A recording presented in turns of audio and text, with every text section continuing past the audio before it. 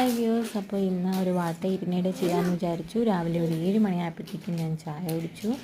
അതിനുശേഷം ഒരു 9:30 ആവും ബ്രേക്ക്ഫാസ്റ്റ് കഴിക്കാനായിട്ട്. കിച്ചൂസ് കൂടെ വണ്ടി വന്ന് അവളെ വിട്ടതിന് ശേഷമാണ്. അപ്പോൾ ഇന്ന് ദോശയും കടലക്കറിയുമായിരുന്നു ബ്രേക്ക്ഫാസ്റ്റ് കഴിച്ചത്.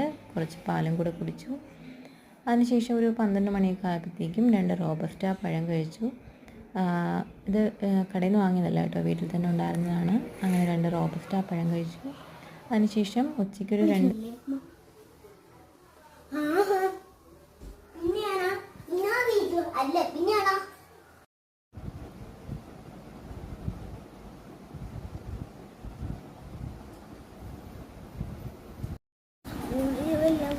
വലിയ പക്കോട ശ്രദ്ധിക്കാൻ ശരിക്കും